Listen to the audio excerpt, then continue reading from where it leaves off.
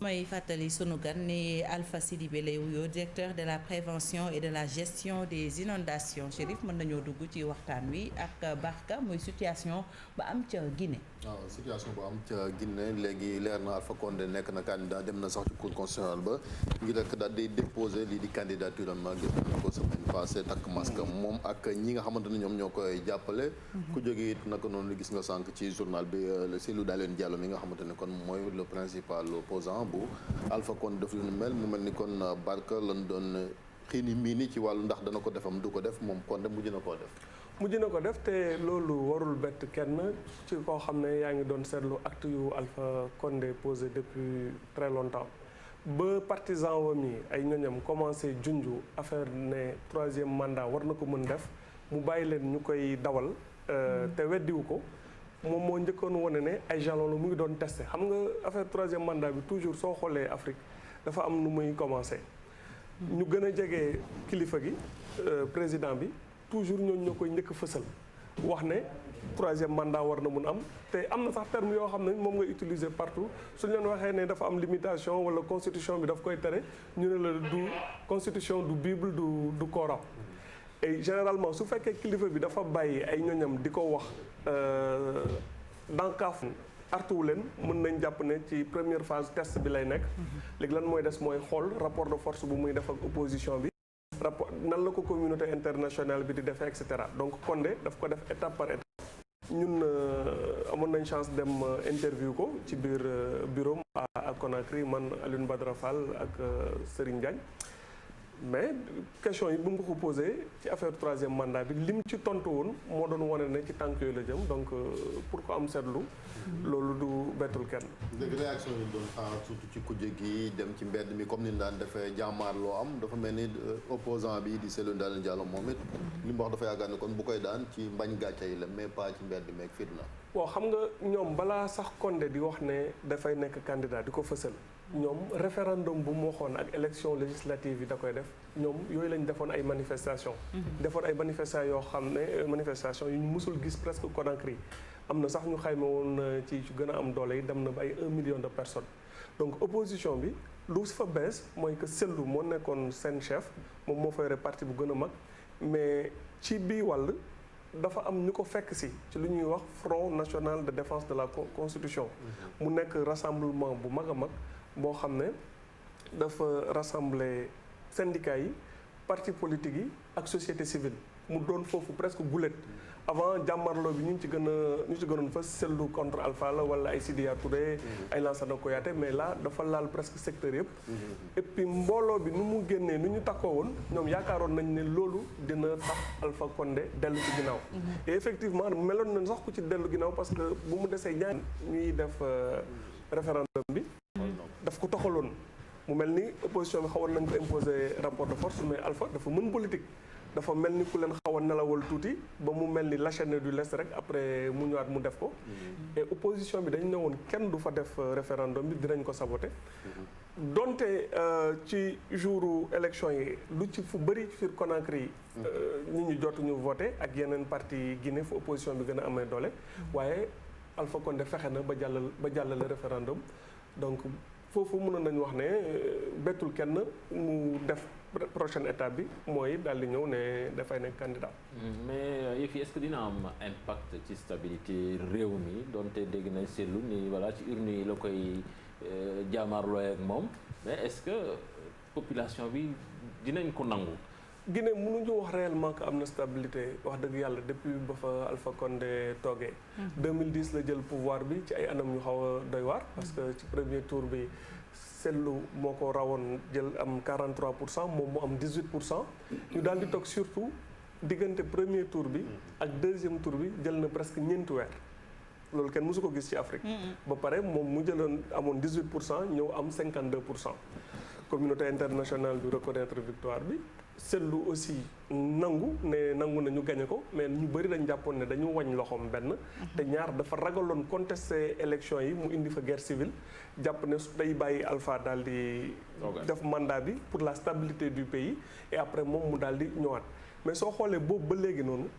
dëkk bi amul benn consensus minimal ci jeu règle électorale yi. élection yi dañ koy toxal duñ ko tenir généralement à date échue. au fond aussi depuis boobu ba léegi fichier électoral bi composition CENI bi presque Guinée d'accord uñ ci dara et rax si dolli il y a eu plus de 100 morts ci manifestation yi depuis bu fa Alpha Condé toogee ba léegi muy wane violence su. am na image yu cimetière yoo xam ne yéen demoon ngeen fa. fan rob gars yi. waaw man bi ma demee interview Alpha Condé donte dem naa ba ci palais toog interview ko taxuma man dama dem aussi ci fief opposition bi. dafa am ay quartiers yu nekk Conakry yu tudd yu ñuy wax Lax quartiers yi ay Hamdalaay Bambeto Kossa. foofu la waa UFDG yi gën a am doole mooy dans Cellou Dalein Diallo yi muy nekk ay quartiers pauvres mais quartiers yooyu lu tax man ma demoon fa ñoom ñoo fournir le plus grand nombre malheureusement de victimes dañ fa am benn cimetière bu yërëmtalu bu ñuy wax cimetière Bambeto soo fa duggee da nga fay fekk ay xale yu ndaw rek ñoo fa gaañu entre 18 ans 20 ans 30 ans ñu defal leen fa benn mur bind fa seen tur waaw ñoom waa UFDG ay martyrs lañ leen di wax en tout cas ñoom ñoo ëpp ñuy xale yuy dee chaque fois su manifestation amee dina am benn ñaar ñett ñu fa dee et mu nekk lu daw yaram parce que ay xale la yuy xeex pour démocratie am Guinée. comme ni ko Diaw laajee parce que bi ñu ko gisee Sénégal coowal 3e mandat Abdoulaye Wade ku mel ni Macky Sall moom après def na day dem ci terrain bi campagne on a vu ce qui s'est passé mujj na gagné. Dalein aussi dafa mel ni loolu la opté mais est-ce que réalité yi bokk nañ ak tamit transparence bu dee amul moom war na mën a gagner élection yi comme coow yàgg naa am ci ay contentieux ci wàllu élection ci Guinée. Dalein situation am dafa xaw a doy waar parce que balaa muy opté ci dem ci urne yi moom ak waa parti am dañoo tëju presque ñaari fan yoo xam ne ay xëccoo yu métti ci biir parti bi am ñu wax ne nañ dem boycotter élection yi parce que suñ demee dañuy dëggal ne waa ji mënoon na def 3e mandat wala am na ci droit. am na ñu xam ne ko politique chaise vide bi soo ko defee Alpha loolu du ko fi tere toogaat wala voilà nañ def ñaari xeex yi xeex ci urne yi xeex ci mbedd bi mais lu ci am lu doy waar mooy FNDC bi dañoo ne woon ñoom kenn du reconnaître Alpha Condé mu am droit daal def 3e mandat donc presque ku dem élection dañ lay génnee ci kuréel googu defaguñ ko ay ñooñam ñu mu nekkoon ci front bi ñu ngi waxtaan ñu ngi naan ñoom dañuy xool seen taxawaay ndax dañuy dàq waa FNDC dañuy dàq waa UFDG mooy partisan Cellou yi ci front bi loolu su amee dina mel ni Alpha Condé ay manœuvre électorale réussir na quand même pour diviser kuréel boobu noonu. yaa ngi wax sànq naan Guinée amul stabilité ba fa Alpha toogee ba léegi depuis 2010 donc bientôt quand même 10 ans yi sax mat na est-ce que on peut s'attendre à situation yi nga xam ne amoon na fa peut-être yu gën a metti. Guinée en tout cas képp ku koy seetlu ak ñu xam dëkk bi ñëpp lu leen jaaxal sax mooy ba léegi lu tax dëkk bi eggagul ci yenn niveau de violence yi xëy na yàlla moo ci jàppagum mais tous les ingrédients sont réunis ci ay problèmes communautaires problème boo xam ne voilà front social bi lu xew Mali mën na fa xew insurrection mun na fa am coup d'état mun na fa am ndaxte dëkk bi mus na am xam na ay coup d'état kenn ñaanu ko yàlla kenn ñaanul leen ko en tout cas lépp lu fa am même guerre civile kenn ñaanu ko yàlla tout est possible en Guinée par rapport soo xoolee carte politique bi nu mu fa tëddoo. voilà CEDEAO war nañu am ndaje xam nañu Mali moo fa gën a fës ci waxtaan yi mais quand même kuréel gu mel noonu ban taxawaay la war a am ci genre yu mel nii est-ce que dafay jàpp ni lii nu mu tuddati ingérence la dañuy téye seen bopp bañ ci commenté wala njiit ya dañoo jàpp ni que waa ji du muy def ñoom tamit am nañu koy ruumandaat ci ñoom. CEDEAO dañu xaw a am problème ak Alpha Condé parce que xamuñu exactement ban taxawaay la fay am parce que dafa am ay xaritam ci biir CEDEAO ñoo xam dañu am doole. ku mel ni Alassane Ouattara xaritam la bu baax a baax te xam nañ. nekk ci même cas bi. ñoo bokk bëgg-bëgg actuellement ñoo bokk bëgg-bëgg. dëkk bu mel ni Sénégal jafe-jafe yu président Macky Sall amoon ak Alpha Condé tax na te Macky Sall aussi dafa am poids ci CEDEAO léegi bu baax a baax surtout depuis bu mu fa amee ay président ay xaritam comme ay Barrow Julius Maada Bio ak Weah ñëpp ñu jàpp ne dañoo jege trop Macky Sall am na fa poids waaye day moytu dugg ci ay affaire Guinée mu mel ni ingérence parce que suñuy mbokk lañ dafa jege lool et ci brèche yooyu la Alpha Condé di xaw a profito pour moom continuer di dëgëral taxawaayam les gens sont très gênés mais kan tey ci biir CEDEAO à part peut-être Buhari nga xam ne Nigéria la am na yenn doole yi mën na wax ak Alpha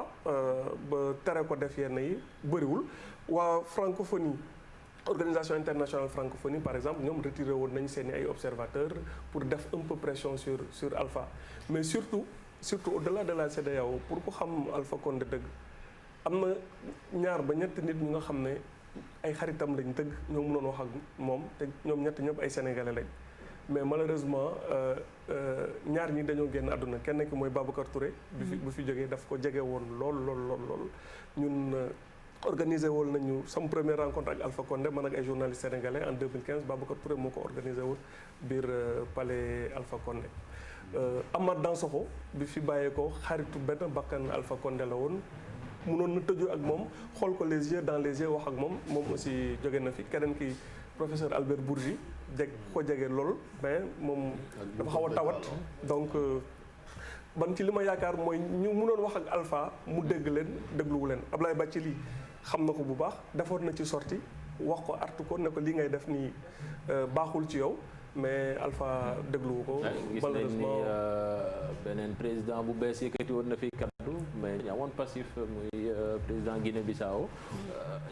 bu méngalee troisième mandat boobu ab coup d'état waaw moom dafa mel ni ay intérêt personnel def ci laxasu kàddu yi dafa mujjee woon ñagas ba gars yi sax xale yi sax ñu ngi doon commencé yenn ñi di ko TikTok quand même. waaw mais Mballo moom nëbbatuwu ci moom balaa sax sama CEDEAO bi mu nekkee bu ñu nee moom moo gagné rek la commencé attaqué Alpha Condé moom musu ci nëbbatu nee na xam na ne Condé bëgg ko mais moom aussi bëggul Condé et cetera dafa ñëw rek am ay déclaration yu très fortes yoo xam ne kenn musu ko presque gis ci sous-région bi mais c'est parce que ñoom ñaar dañoo xamante bu yàgg avant sax pouvoir bi Burkina Faso la ñu xamante dañoo am ay jaar-jaar yoo xam ne chez Blaise Compaoré yoo xam ne c'est un peu long à développer ici mais xamante nañ bu baax même si cause bi muy défendre exactement mën nañ ko d'accord xamante nañ en tout cas am na solo li nga indeeti Barka ci jàngat bi ñu lay sant bu baax di la gërëm nga desandi ak ñun ñu dalal sunu invité Alpha Sidibé lay wuyoo ñu ngi lay nuyu. maa ngi leen di fay. muy noonu moom mooy directeur de la prévention et de la gestion des inondations léegi ñu sóobu ci waxtaan wi.